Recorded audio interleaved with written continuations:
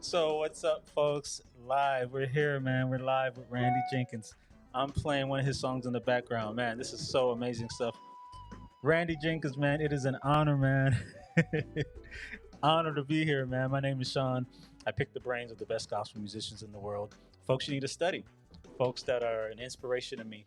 And if you don't know them, that's the reason you're following this channel because we provide value for musicians. We talk about chords, practice suggestions, but we also get into mindset, production stuff, anything related to the music industry from a gospel musician perspective. I welcome all genres, but the focus is on providing the perspective from the gospel musician because their contributions to the music world so often go unnoticed. So, folks, I just want to welcome you, Randy Jenkins, man. How you doing, man? How's you doing today, man? Cool. Thanks for having me, man. Yeah, man, no doubt, man. So I got some comments here. I love it, man. I got his comment here by Nelson Media. So, guys, listen. I don't know if you guys have seen him, but you've seen him. He was killing actually with Mike Burrell in a video. So he's this guy's known in terms of his playing and abilities and things like that. But also, this guy, man, his chords, man, you got to check him out for his chords as well. Because this guy, back 11 years ago, when I didn't even know anything about theory, back before me and Alan Merville started talking about theory, this dude was saying stuff I didn't even understand at the time. I remember this video was like, Randy, I don't know if you remember this video. It was like 10 or 11 years old, over a decade. And you were saying words I didn't even understand. So, but dude, man, yeah. So y'all gotta check out. Look at this video is called "Welcome into This Place." It's on Sebastian's channel. You guys definitely check that out. But we also have videos of him. I mean, one of the videos that's really really big. One of the videos that's really really big is over 100,000 views, where he basically took the motif and he showed how he, like, y'all know how a lot of musicians only use, they say the general musician will use 5 to 10% of their keyboard, right? I think I use 20 because a lot of people come up to me and they're like, oh, Sean, you know your keyboard pretty well. Dude, this dude uses 100%. I lie to you not. Y'all go check out this video. Go put in motif XF8 in YouTube and put Randy Jenkins behind it, and the stuff that you're gonna see him pulling out of this keyboard. When I get to this part of the video, I'm gonna say some stuff, Randy, that I think is really important about people don't actually need to go out and buy all these new gear all the time. That sometimes Right. it's just sitting there and just finding out how to get the best sounds out of their own keyboards. We're gonna talk about it. So yeah, so I would love to start by just kind of sharing maybe about your musical journey, how you get started in the industry. He's worked with Donald Lawrence. He's worked with a lot of artists. Um, I want to know how you got started in the industry. Just kind of a brief thing about your history and kind of how you got where you are now. I mean, well, obviously, once again, thank you for having me. It's church, right? Just growing up in church. I was born in uh, a Pentecostal church, apostolic type church, and my mom carried me, in her womb. She was ushering. They had a tent, revival thing. She was one of the ushers in the thing, and she was carrying me, and I was kind of born into it. My cousin was a phenomenal musician. His name is Daryl Young, and he really Mm. kind of got me my start.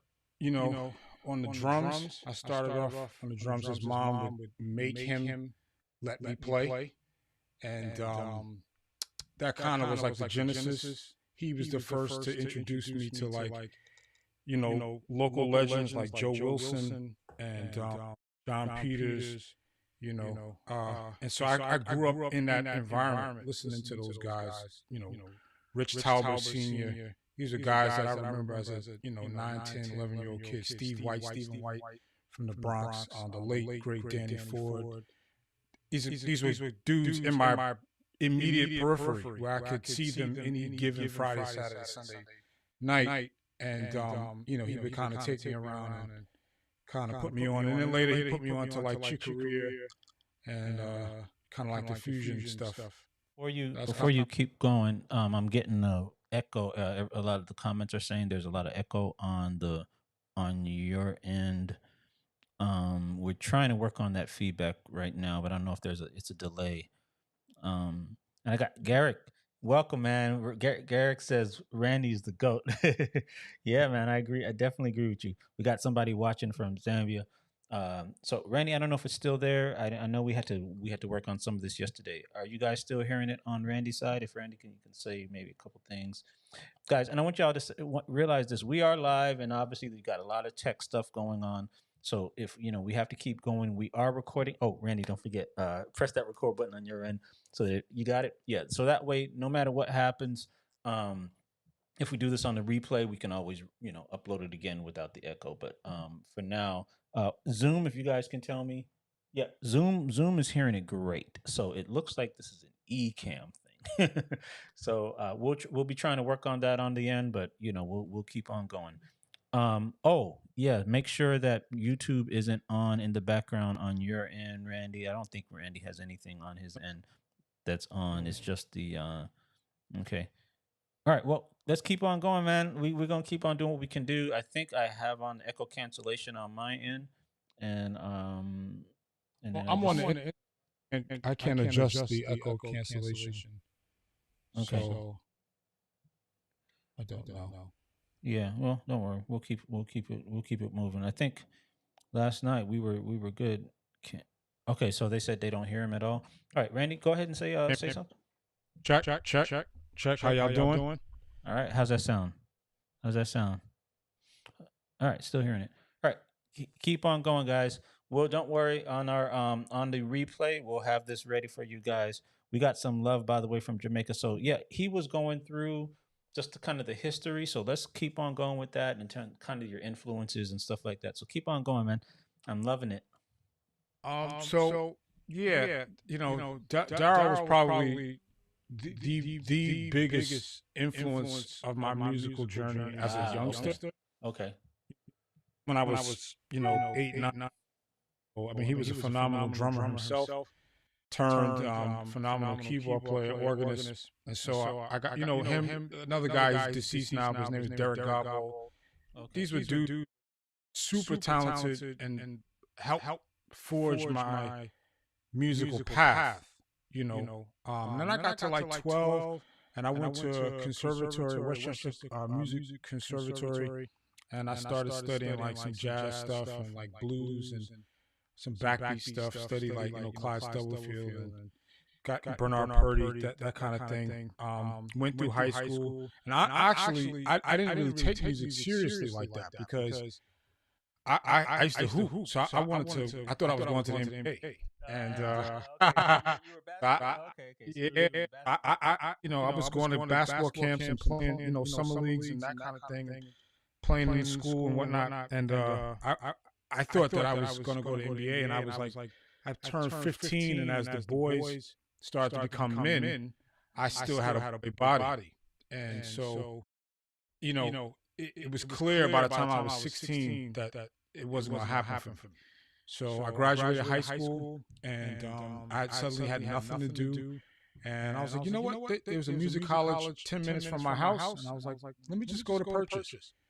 So I enrolled in SUNY Purchase College. I auditioned, got in, and I went to school with guys like Al Cardi, Nate Jones, Hanan Rubenstein, Richie Castellano, Regina Spektor. And you can Google all these people that they're legit musicians. And Purchase was a great place for me to really develop my skills, develop my musical sensibility, learning how to play with people, other styles of music. We weren't just doing, obviously, it's not a church music program, so Yeah. we were doing types of music, and that was really where I really started to take music very seriously. And drummer, I'm a drummer first, so I went to jazz drums, and yo man, it was crazy because they really I studied with some of the best drummers in the country. You know what I mean? And just being in an environment, it was a very competitive environment. Guys were gunning to be the best in the program. They wanted a career in music, jazz music. And we were respectful, but it was definitely like a head hunting environment. Like you had to be aware all the time. Yeah. So that competition kind of fueled that growth too, right? For sure. My freshman year in '97, I got to the campus, man, and I thought, I was pretty good, church drummer. And got through the audition with no problem. So I'm thinking I'm, at the top of the heap. Yo, man, I got to I got to the college, man. I saw this kid on the drums. His name is Jay Finichel, and he was tearing that drum set up. And I had to really take inventory on what I was really working with. And I had to, spent time in that practice room and figured it out. Wow. And the good part going to college was they made you take 4 semesters, so 2 whole years of piano. So with taking 4 semesters of piano and really ear training, what they call solfege, but it was really just jazz ear training. Right, yeah, jazz. Yeah, right. Those classes really helped to wrap my mind around what I had life. So now set to the chords and the scales that I had been hearing all my life in church.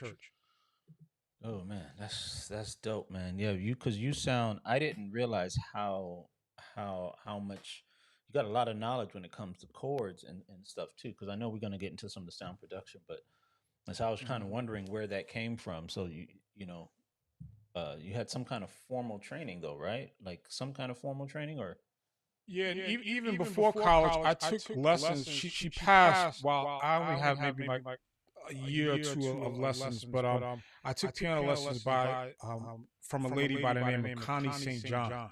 Okay, and she taught like the group Atlantic Star, the song for Always. Yeah, they're from my hometown, and so Greenburgh, New York, White Plains, New York. They're from that area, so that was her claim to fame. She taught them. She taught Derek Garbo. She taught Darryl. And so me being a little kid up under them, I wanted to have the same piano teacher they had. And so my mother and father, got me to take lessons with her. But she was a sickly lady, and so our lessons were few and far between. And I learned the basics, but nothing really crazy. But I always had an ear, right? I always could hear the music, and I knew where the music was supposed to go. So when I got to college, learning, again, having names, what a minor 9 is, what a major 7 is, it's really the same thing. You just change the bass, what a diminished chord sounds like, what the different modes feel and sound like. That helped me a lot, because now I'm like, oh, that's the same chord as this song. Oh, that's the same chord from when they about to do this in church. Oh, that's, so that's kind of how it happened. And then, the chord vocabulary grew as I got into guys like Chick Corea and Claire Fisher, Bill Evans. In church, we're taught you got to hear the music quickly, right? I came up in an old Pentecostal church, and we had devotion. There wasn't no set list. It was they got up and sang whatever they felt like singing, and you had to catch the tune and catch you got your ears got to be sharp. So church guys naturally just hear music quickly, right? And so once I learned what to listen for, I was able to learn any chord that I heard, because it was like, oh, okay, locate the bass, locate the third. Okay, what's the 5th doing? What's the 7th doing? And then you just kind of put it all together from there. You know what I mean? So I started picking guys off like, Claire Fisher, Chick, Bill Evans, Herbie, Russell Ferrante, Steve Hunt. These are guys that, I still listen to this day. Okay, cool, man. Listen, man. So guys, when I mute my mic, that's when the echo is going. So I'm gonna try to mute it in between the time I'm talking, so we're not talking at the same time. So that's what's going on. So let me ask you, man, about design. Let me just discuss this. So most people get a keyboard and they use maybe 10% of the board. And I've noticed that you use. I feel like Randy uses like 100%, right? So, would you agree that I know that may not be true, but I that's what I feel. But would you agree that most musicians though wouldn't need to always constantly get new keyboards? What would you say about just mastering the keyboard that they have? And then what's the one thing that you would say that someone needs to do as soon as they get a new board? And maybe we could start by saying, what do you do? Like, what's the first thing you do when you get a new board? And then what would you recommend that musicians do in terms of just kind of learning the board instead of just kind of that ice, just doing the tip of the iceberg with that? I go when I get a new keyboard, I go through every single sound in the keyboard, no matter what. And if the keyboard has 5,000 sounds, like I went through every single sound of Omnisphere when I first bought it, right? Um, so and that way, that's gonna tell me the character of the keyboard. It's gonna tell me what the keyboard possibly is capable of, because some presets are not, they don't showcase the full potential of the keyboard, but you'll have a general idea what the keyboard is capable of. So that, um, and then if a keyboard has like elements, sometimes I'll go through every element, right? Because I want to hear what the keyboard can actually, what is inside of the keyboard. So And I just want to kind of start just to kind of for the musician who may be new. So like a sound can be made up of multiple elements in that sound. So basically, it sounds like you're saying you'll take that sound and you'll even look at all the elements that compose that sound, right? So you can see what's in that sound and even all those sounds that are making up the sound, right? right, so let's take for instance the motif, right? The motif has, you have voice, right? So what I'll do is I'll initialize that voice, and then I'll go to where the tones are, and then I'll scroll through every tone in the keyboard. I mean, it's tedious, right? But at least I know what's there. Because if I make mental notes like, oh, I can, oh, what's that tone I heard? Like if I'm looking for something, a texture, something tacky, something smooth, whatever it is, I'm like, oh, what's that? And I'll go back and find that tone. You know what I mean? And the same with patches. I'll go through every patch and I'll make notes. Sometimes I'll write them down on a paper or put them in my phone. So that way I know, like I have favorites. I know like, okay, I like this sound, I like that sound. And then back in the day, 10 or so years ago, patches would be my springboards for my own patch. I wasn't really creating patches from scratch. It was like tweak a preset to the point where it becomes a different patch. But I didn't necessarily start it. So I would pick patches that I liked and then start editing those patches to my personal taste. Oh, I see. So you started by just combining the patches and then you kind of learned to tweak from there, basically, right? Right, pretty much. So what are the parameters in terms of keyboard? What are the parameters you would say are most important for musicians? I know I've heard you talk about ASDR. I've heard you talk about EQing. I've heard you talk about compression. I've heard you talk about all of these things. But what would you say? Where does the musician need to start? So ADSR is going to get you the most immediate results. That's going to get you the most immediate, like sonic, like you can take one sound and make it a pad or make it a synthy type just by fooling with the ADSR, right? So that would be the first thing, and that's why usually that control is, no matter the keyboard, that control is usually somewhere immediate on the keyboard's panel And because just to clarify, for the musician, what does the ADSR stand for? the ADSR is going to be attack, decay, sustain, and release, right? So attack is how much of the note you hear immediately when you press down on the key. Decay is going to be how much of the note sustains before it drops out on its own. And sustain and decay kind of work in conjunction because you can have it decay to a certain point. Let's say you strike a note and then the decay is kind of open, but not all the way open. So then it'll drop down to maybe like 75%.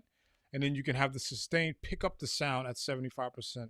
And so the volume will be, or whatever you're modulating with the ADSR, but let's say volume, the sound will peak, it'll come down, and can you see my hand? So the sound will peak, right? It'll peak, it'll come down, and the sustain will keep it at that level. And then release is when you pick your hand up. What happens to the sound after? Does it end immediately, or does it dissolve? So now let me say this, guys, because this is the for musicians, especially beginning musicians. What he's saying is so big because just about every keyboard nowadays has a way to control that.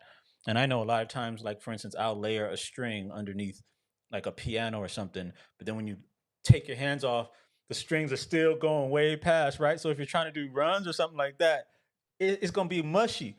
So knowing how to control that release, knowing how is very important for musicians. A lot of musicians keep focusing on the playing part, but you guys understand there's a lot more that comes into that sound. This is why you guys need to be following Randy Jenkins. You need to be looking him up. You need to be typing him in on YouTube. You need to be typing him in on Instagram. You guys need to be studying this dude because he's the one. Like when you hear these nice sounds, it's more than just the chords that you know. A lot of this has to do with your knowledge of the board and the production, which we want to get into. So I don't know if you want to add anything to that. Well, yeah, just to piggyback on what you just said, that's how the gospel guy thing started. Because again, I know Sebastian since I was like 19 years old, right? Being a little kid, and playing keyboard. Well, first I was a drummer, so everybody knows me. Guys that age know me as a drummer, not keyboard player, right? So he's not going to ask me to do a video about keyboard, even though I was getting better.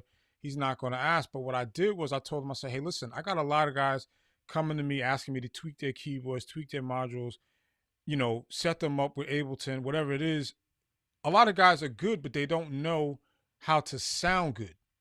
Like they're very good players, but they don't sound good, right? Their sound is not good.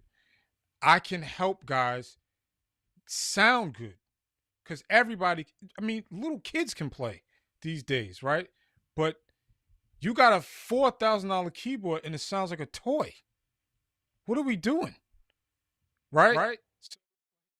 So that was kind of like my deal. I was like, yo, let me help you help these guys. you, you, Instead of them calling me, let's just do a video and let's show everybody. and, the funny thing about this though is people think like they'll hear, they don't understand how much time like a musician may put into crafting a sound. So they'll be like, "What's that chord?" Right, and then they'll get the chord, they'll get the notes in the chord, and they play that chord, and they'll be like, "Why doesn't mine sound? I'm playing the same notes, right?" It's like you got to keep telling them, "Dude, it's not it's the sound that I'm using. You gotta know how to manipulate the parameters. You gotta use the right sounds. You gotta use the right combinations." And that's why I'm saying like Randy Jenkins, guys, because it's like it's more than just you can play the right chord, but that right chord and the wrong sound, boom, is out. You know what I'm saying? So I'm And loving this conversation. it's also touch too. Sorry to cut you off, but it's also like you the way you play a chord, you can finesse it. You don't just sit on the keyboard and just jam a chord down. Sometimes you got to play from outside in, inside out. Sometimes you got to play a couple of notes and then right, because if you just mash on a chord, that's going to be, you know what I mean? Like that's not really musical. You know what I mean? Like it's you gotta sometimes you gotta play it gently and let the harmonics do the work, not you. You know, it's music. It's you gotta feel it. So this leads me to my next question about Omnisphere. So could you tell me what do you like about Omnisphere when you started working with Omnisphere, and what are some of your tricks with working with Omnisphere? And just kind of give me kind of some of your thoughts behind that. So all right, it's crazy because the backdrop of that is this. I have been a Roland fan all of my life, right? My all time favorite keyboard is the Juno 60. And the XP50 is like in my top 5 or 10, right? And so I grew up, I'm 44. I'll be 44 in a couple of weeks. I I'm an 80s and 90s kid, right? So I know the sound of the D50. I know the sound of the DX7. I know the sound of the XP or JV series, right? And I found out that Eric Person was the developer of a lot of these patches, right? Just doing my homework on the actual company, Roland and whatnot. So I knew who Eric Person was.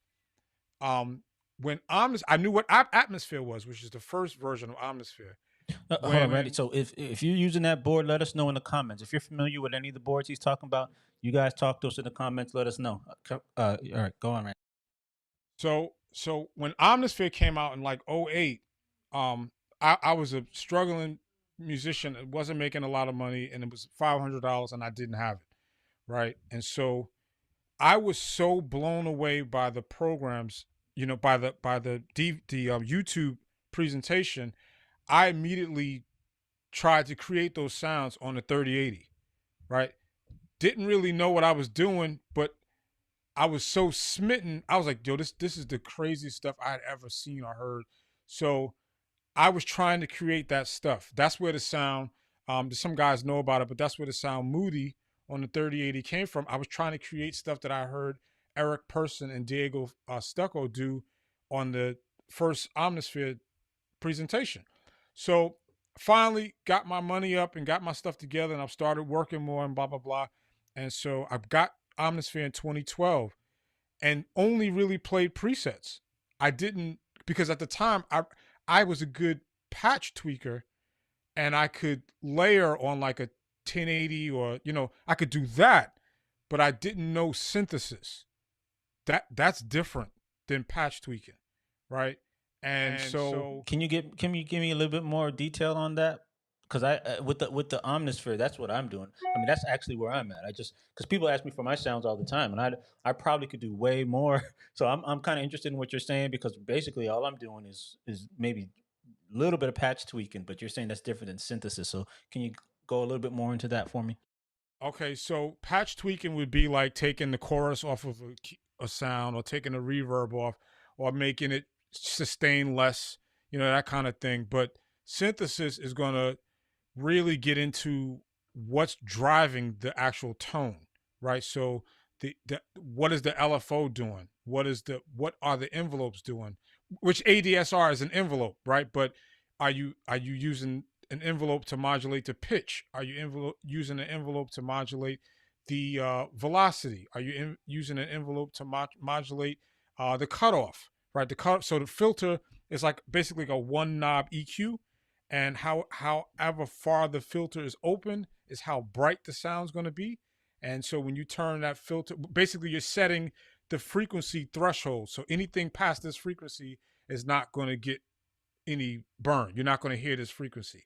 So the more you open, the more frequencies are allowed to come through. You can modulate that with an LFO, which is the movement of the keyboard. You can modulate that with an envelope.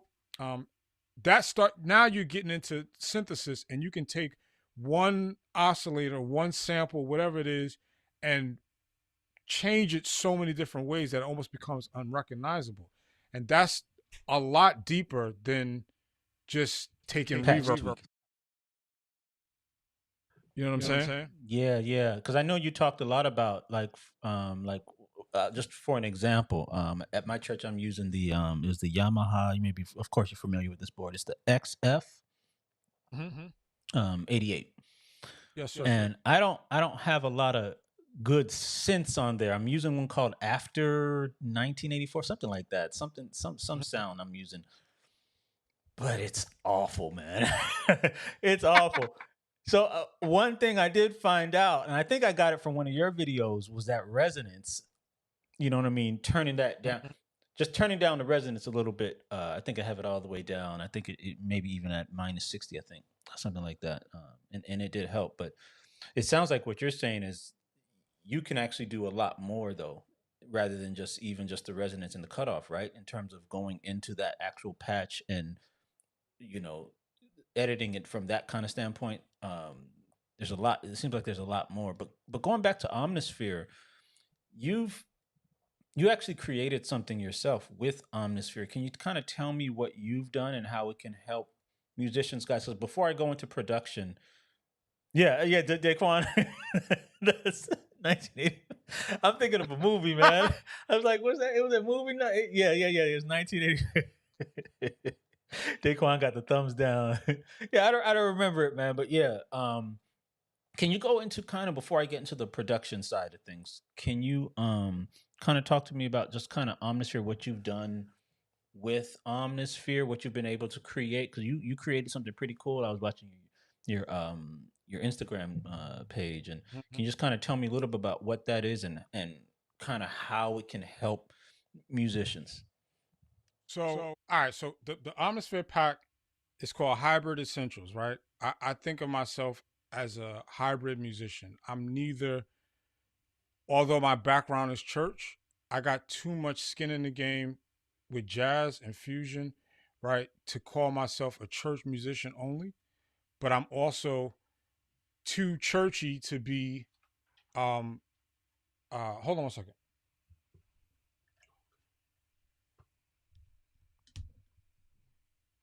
Sorry about that. I'm also too churchy to be um, a jazz musician, right? And I'm also into hip hop and R&B. I got that in me. I got movie stuff in me. So my approach to sound and music in general is very blurry. It's very right. The lines are very blurry. So I like to create patches that cross genre lines. And the church that I grew up in was a very prophetic church. And so I bought, I like to bring the movie score kind of mentality to the church service. And so it's easy to just put on a string patch and just get to going. And that's like, all right, cool. But what happens if they would prophesy to, like, you know, a sound that's not really musical, but it's changing the room? You know what I mean? And so I started to develop patches that didn't require a lot of musicality, right? They didn't require me to know the craziest chords. It required, it took up space without me doing a lot, right? Those patches, um, for guys that are in from the New York area, like they knew that I was good for that, right? So they would come past the church and they'd be like, "Yo, Ran, that's crazy. What is that?" Right? And then when I stopped playing in church, I decided to kind of, quite frankly, I needed income, and I knew that guys were continuously asking me for my sounds, and I knew that I originally started my pack as a Nord pack. When they introduced the stage 4, I had to pump my brakes on that. And a friend of mine was like, "Yo, you should do an Omnisphere pack. A lot of guys use Omnisphere." And again, I was only playing patches. I didn't really know much. I wasn't really interested I got tons of keyboards, so I wasn't really thinking, let me build my sound from Omnisphere. But because he said that, I got into it. And when I got into it, I was like, yo, this synth is crazy. For real, for real. And I started to put myself in that frame of mind, like, yo, what would happen if I was playing in church now? How would I use this patch? So a lot of the demos I've done with, like, the layers and stuff is actually how I would play in a real time moment, right?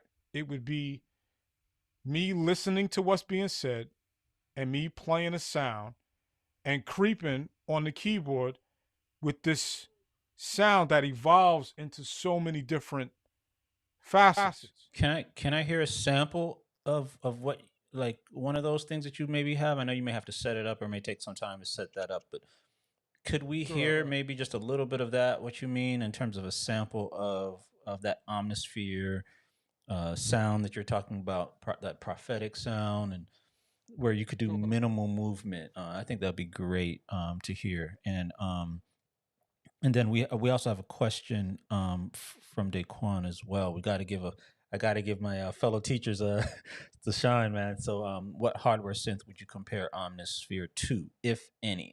Is the question. I play.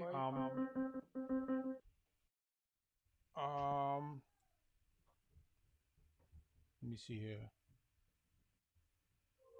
Okay.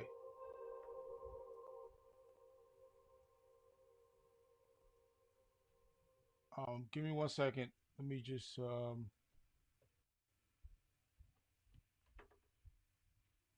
want to change this sound. Okay, and then while he's working on that, let me look at some of these other comments here. Yeah, this guy, I agree with this comment here. Randy's a blessing. Opened my eyes to using touch sensitivity to modulate. Yeah, I don't know why lately, you know, I don't know if Randy's just kind of hasn't been doing as much on the tutorial front. Because I used to see him all the time, man. Like decades ago, I used to watch this guy like it was nothing, man. And he would just go in and out the keyboard. So definitely, I know you're listening to this broadcast, but just kind of put something down, write it down. That check out Randy Jenkins because he's got some videos that are showing stuff about keyboards that I just never even knew. And he gets into the really the guts of it and just kind of helps people understand how to use that stuff. And so, very, very important for you guys to check him out. And remember, follow him on Instagram. Siobhan, if you could do me a favor and find his Instagram page, just put that also in the comments.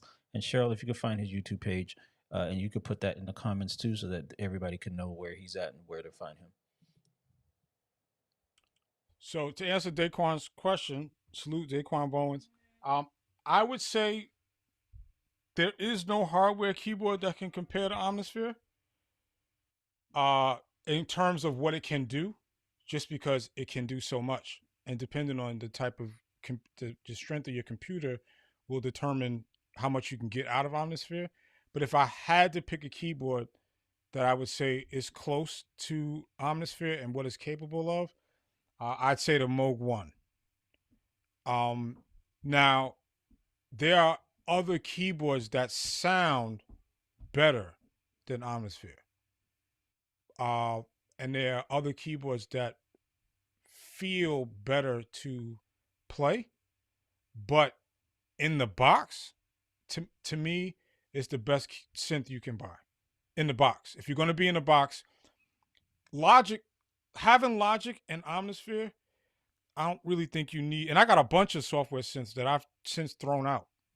Like, there's no, there's no need because Omnisphere does so much. So like Alchemy is good too. Alchemy is good. ES2 is cool. ES1 is cool. But if you spend the $200 on Logic and spend another $500-$600 on Omnisphere, you got sounds for days. Like you cover everything, right? You cover film, you cover hip hop, you cover jazz, you cover rock, you cover R&B, you cover church, like there's so many things you can do with just those two things alone. You know what I mean? But here's the sound that I would be using. Let's say a guy was talking, person was in the mic, and they would, so it starts off one way. Let me see if you can see what I'm doing here. Let me move this over here a little bit better. Is that cool? Yeah, that's good. That's perfect, man. Okay, so right, so guys talking, and right now it's nothing. You don't really hear anything, but if I push down,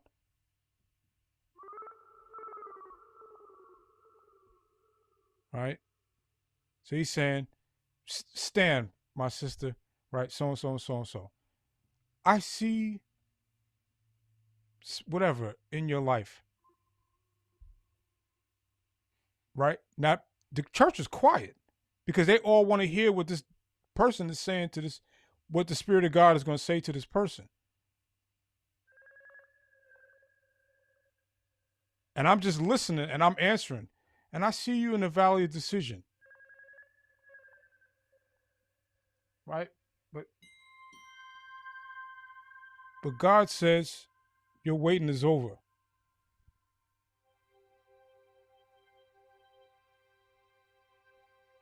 There's coming a time, if you would just read my word, right? You see that? And God said he's going to turn it all around.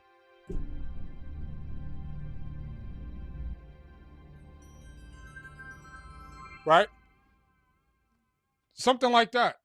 Right? Of course, it would be better if we was in the moment, right? But that's kind of like, that's my deal. You see what I'm saying? Like, so if I can get sounds that help me do that better, That I'm all for that.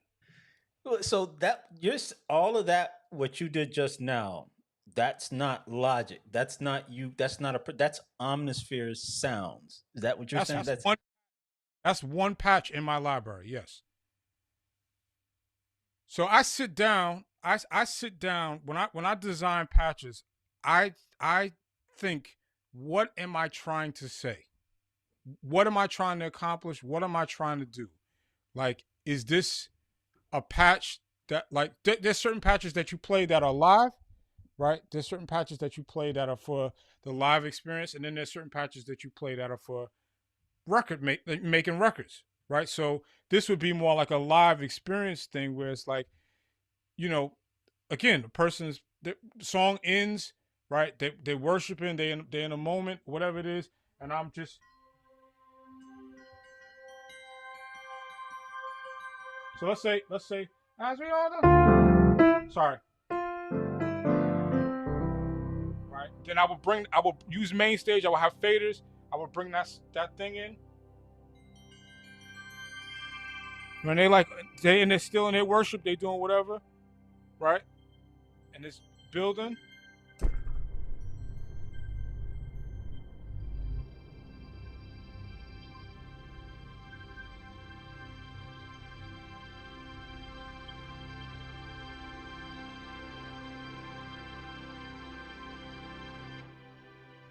Now I have other keyboards or whatever.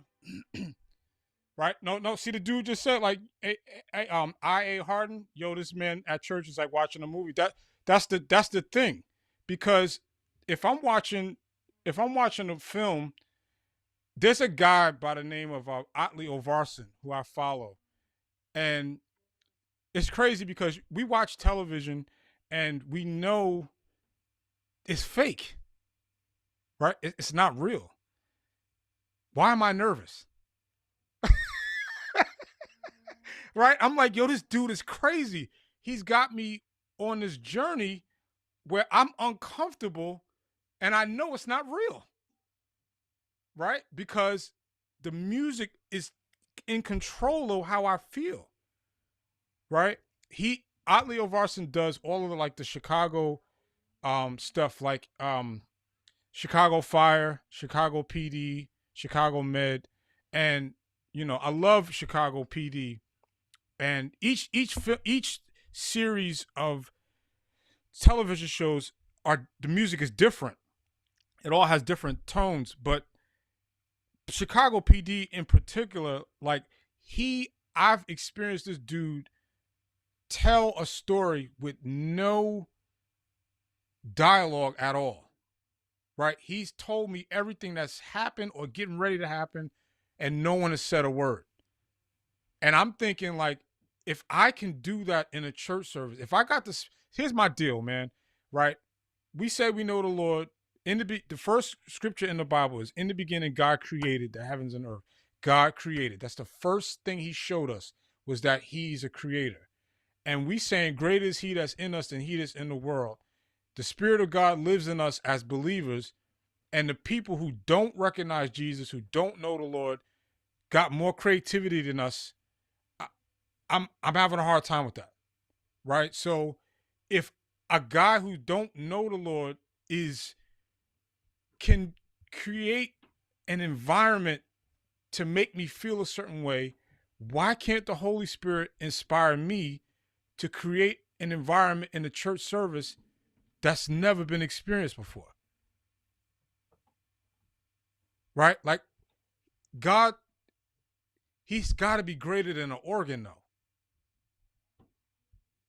Like, that can't be the only sound that invokes his presence or gets people to feel a certain way. That can't be. Right? Like, it's got to be. There's so many tools at our disposal to create an environment that makes the church, the people in the building, have an experience that they never had before. And if we would just take the time to learn our gear and learn other types of music, yo, we would set our churches on fire. Because quite frankly, people are bored. they know what's going to happen, right? They know what the organ's going to do. They know what the drummer's going to do, but having not having a band is not really an excuse, because that's how all this stuff started. I was by myself. It was me and the drummer, and I wasn't okay with just sitting on the organ. So I started getting into computer music because I wanted to enhance myself. You know what I mean? So that's kind of like how I got into sound design. I mean, I was always into records and listening to Teddy Riley and Chucky Thompson, Rodney Jerkins, and trying to find out what sounds they were using. All of that, I did that. But I started really bringing the movie score, film composition mindset to church service, right? So that you got talk music, you got worship moments, you got preaching chords or hoop stuff, you got praise and worship, you got dancing and shouting. All of these moments are experienced in a one church service. One sound should not be the same for everything. Well, so you're. Let me just make sure I'm understanding you correctly. So you're basically saying, because a lot of people when they talk about like talk music, for instance, it's just show me some talk chords, and they're thinking it's E flat, D, B flat. You're talking about it like it's bigger than chords, because like even after you stopped that song, you held a chord, but the thing that happened after that, I think everybody would agree with me. That was an experience. That's not something that you're playing chords. You literally are creating an experience for people to experience themselves, and you're doing that with appropriate sound design.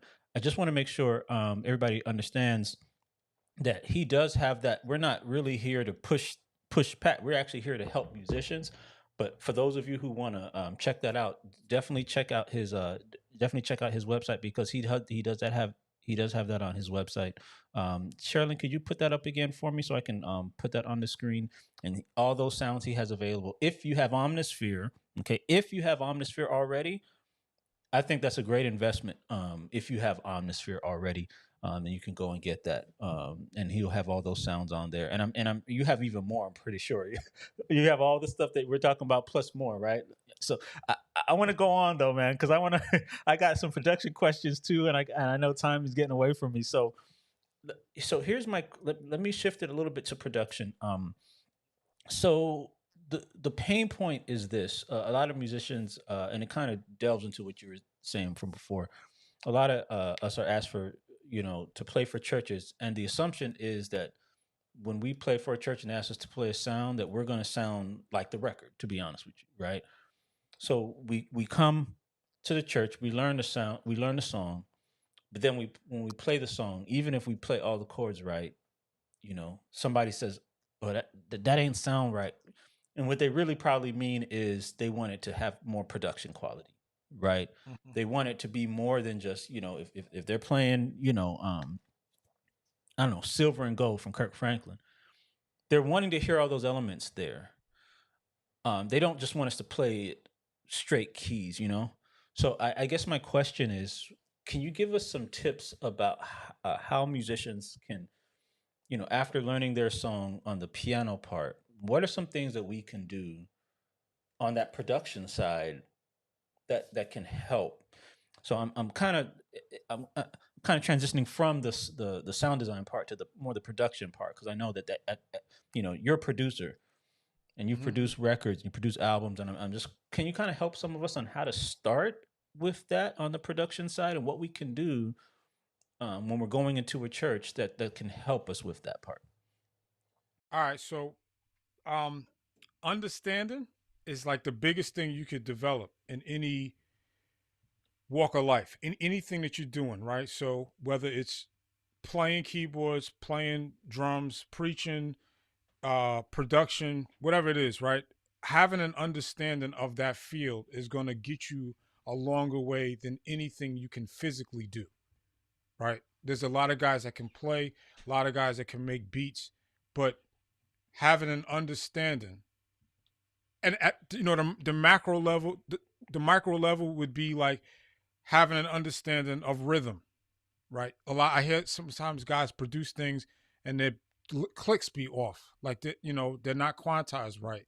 Having an understanding of swing and feel, and how much swing cre- how much percentage of swing, how that dictates the feel, right? That all of that stuff constitutes or goes into your production. Having an understanding of frequencies, having an understanding of modulation, which is like chorus and flanger and phasing, like how reverbs, understanding the difference between a plate reverb and a hall, and what like all these things play into how you produce the music, right? Production is not just, oh, let me grab this sound and this thing and do this and do that and put it all together. No, it's a lot deep, but if you don't have any understanding of what you're doing, it's never going to really translate. So the first thing I tell guys is spend time with your DAW, right? Like I used to do remixes back in the late 90s. There was no Pro Tools or Logic. They were DATs and ADAT machines, right? And I would take my cousin was a R&B producer. One of his biggest hits was "Touch Me, Tease Me," and he, him and his engineer friends, I would steal their DAT tapes of their vocals, and I would take the vocals of their sessions, play it, and build my beat around the vocals. So I had a head start on what I knew. I was learning what would work and what didn't work, right? What sounds worked with vocals, what sounds didn't work with vocals. What, you know what I mean? Like I was into production 25, 30 years ago, right? I was a young kid. But the point I'm trying to make is I was spending time with production then. What I tell guys now is it's a lot easier. Take the time, do remixes, download acapella tracks from YouTube, wherever else, right? And build a record around that acapella. Do the music. Don't try to put it out. Don't do it to be for clout chasing. Just do it for you to get better. Take it in your car, listen to it, and compare your record with other things that you hear. Right now, and when you find out what's wrong, you go, "Dad, why does my joint don't sound like this?" Well, now you got to go develop understanding and find out how to master your low end. What's Why does your record sound small? Well, you got no space. Well, what do you mean space? I got reverb, yeah, but no, you need a different type of reverb. Like this sound doesn't need a hall; it needs a room. Like there's so many different facets of production that you have to there are no shortcuts, right? You can't just be hot all of a sudden. Like it's not it doesn't work that way. Like you got to actually spend time with the instrument or the DAW, right? Get to know the material, get to know what it can do, learn its character. And then once you're good on that, then you can start expanding, to other keyboards and other, like, you know what I'm saying? It's a growth thing. You can't just like, I don't know how else to say it, but you just can't like, it doesn't happen overnight.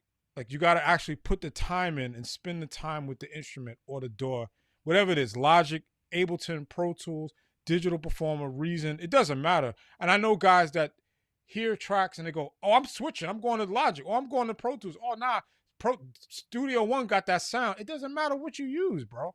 Like it's the craziest records were made and there was no Pro Tools. There wasn't any Pro Tools in the 70s and 80s, right? Like if you know what you're doing, you know what you're doing. It doesn't matter whether you're using it's at that point it becomes your preference. But if you don't have the skills, you're going to be whacked regardless.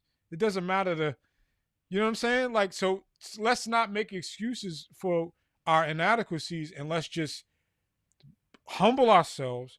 Sometimes read the manual, like actually watch the tutorial videos and spend the time and develop a relationship with that DAW, right? Really get in there and make it your thing. Hey, let me acknowledge this super chat. Thanks again, whoever sent this. $50. Thanks to Sean and also Randy for sharing this wealth of information to the keyboard, piano, musician communities. Keep up the great work. Thank you and God bless. Thank you so much, man. I will definitely be handing that over to Randy. This is his knowledge, man. So I will be handing that over to him. But man, you're really this is just really inspirational. Let me end because the stream is supposed to be an hour, and like I said, guys, before, he's got so much that just there's no way to exhaust all the knowledge. But I do recommend, before I go to this last section, that he already has some stuff out there on YouTube that you guys can see. Uh, uh, but I want to talk about chords really quick because Matthias told me that you produced this album right here, man. That's And not good. I'm not proud of it. oh, dude, Not he proud of that. the sounds on this album, dude, it's like on a whole nother level, man. Yo, You said you're not proud of I, this one? not at all. I give that album. You know, Milton and I, and that's my brother, man. I love that dude. Nah, man, cut that off. Oh wow, man. Dude, listen. I did that album on Logic. I use Logic and I use a 3080. That's the bulk of that album is Logic sounds and a XV 3080. But I give that production wise, I give it a D. On a good day, a D. You know, the mixes are small. I didn't know what I was doing. You know, I had a lot. That matter of fact, that is the album. So I put my blood, sweat, and I put my all into that record, and we were so ignorant. We thought it was gonna blow up, and a friend of mine called me and said, "Yo, did you do The Promise?" And I was like, "Nah, what is that? Andre Crouch? You didn't do that?" And I was like, "Nah." Yo, man, it sounds like something you would do. You like that sound like just like you. Nah, I don't know anything about it. So I went and listened to it, and I was that album was so crazy to me. I didn't touch my computer for about 2 months, and I almost quit music. Like I was like, I'm doing the wrong thing. Like it was so well done that I just was like, I had to reevaluate. I said, I think I picked the wrong career path because I'm not this good. And so what I did was the Holy Spirit dealt with me and was like, no, you don't need to quit. You need to get better. And so I took that album and I cold called every engineer on that album. I just cold called him. And the only one that responded was Danny Duncan. And I talked to him and he kind of mentored me from afar. And he kind of was like, yo, so what's your conversion like? That was the first question. He was like, who's, I don't know. I froze, but I don't know what's going on. But hold on a second.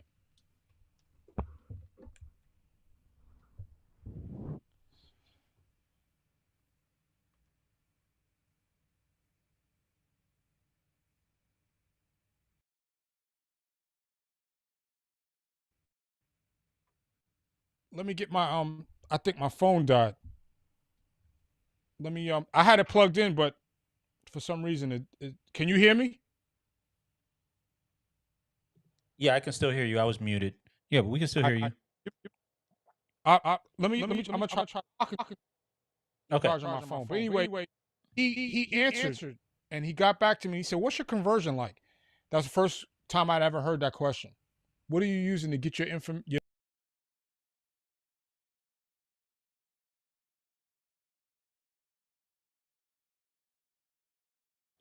Okay, so he's out. I'm gonna wait until he comes back in. Y'all, while we're waiting on him, oh, there he is. Hold on.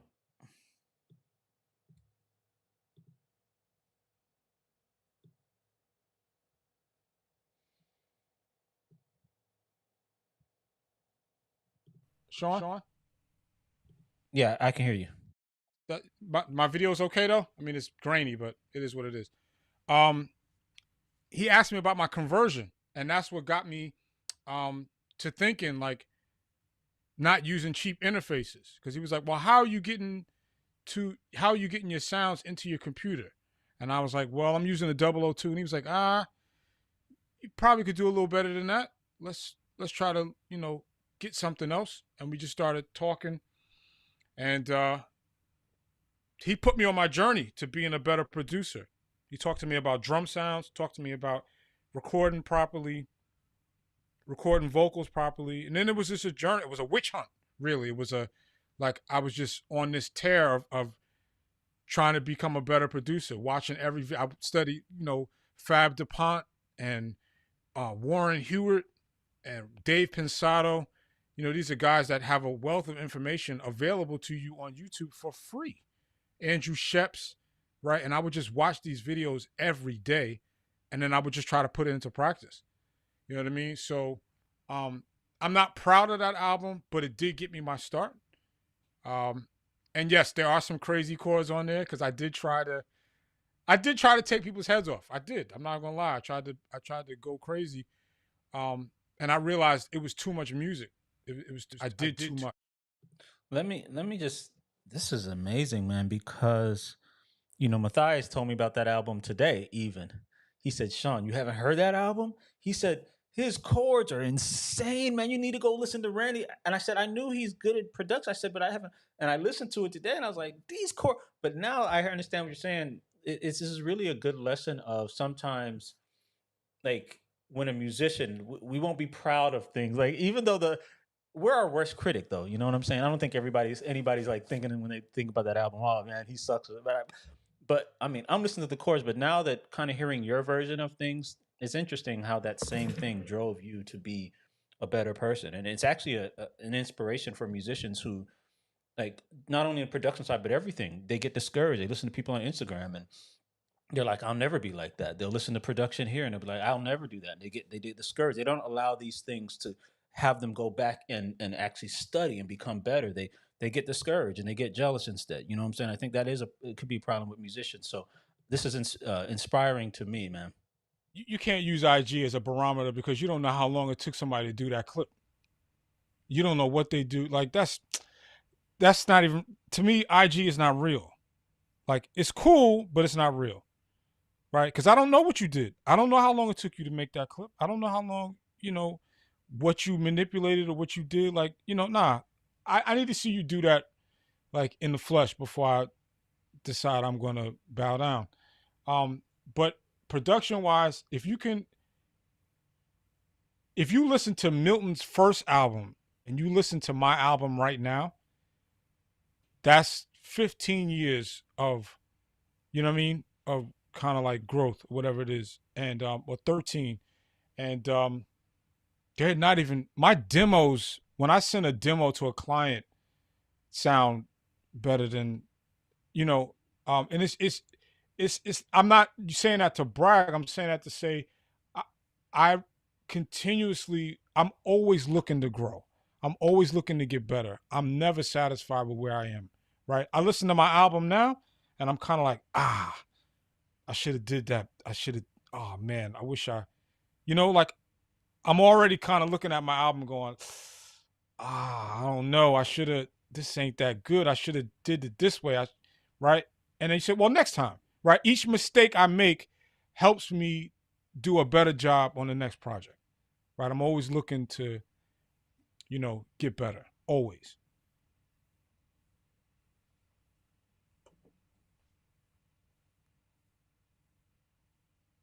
Yep. That's it.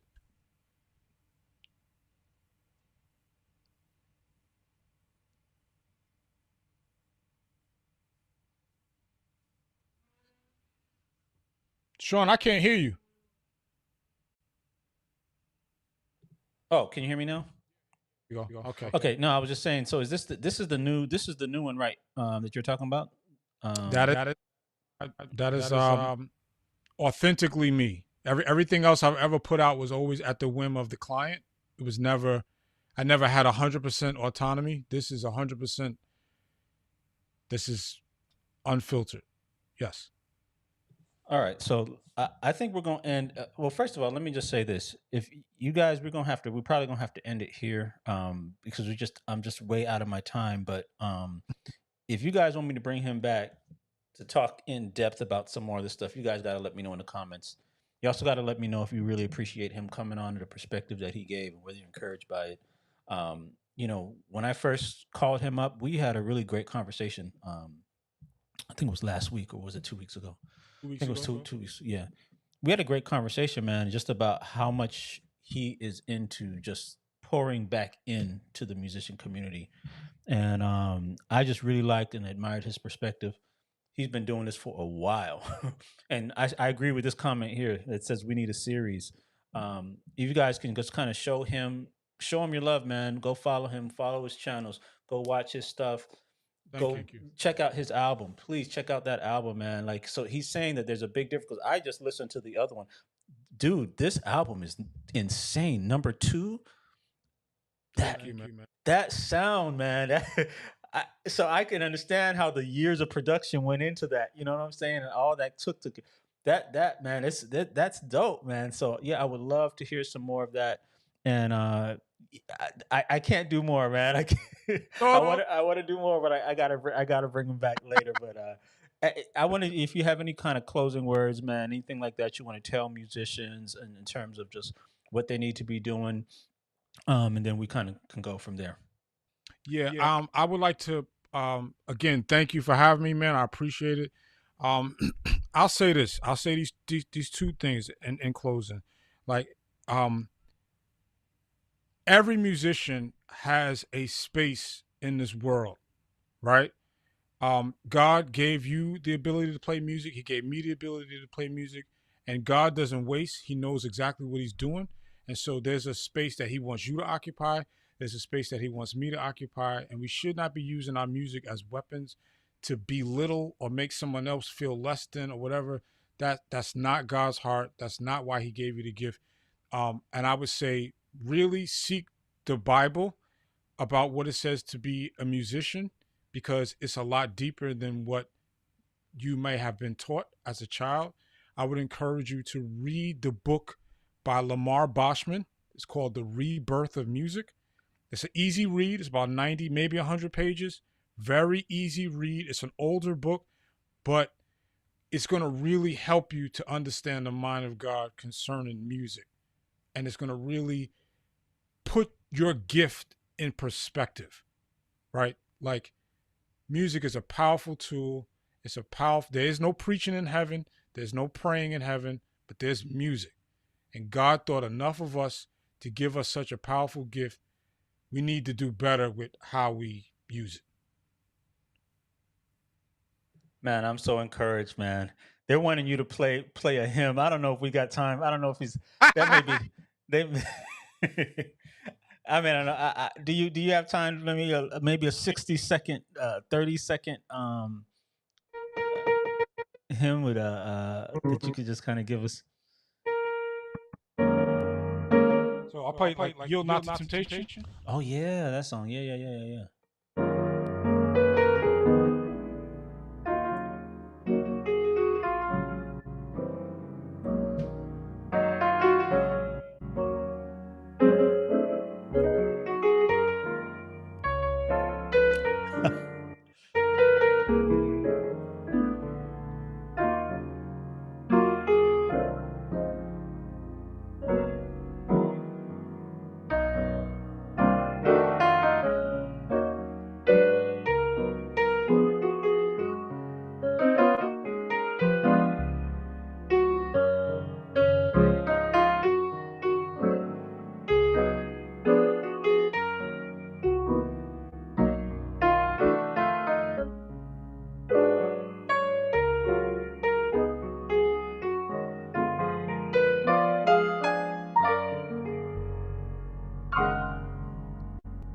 Oh man.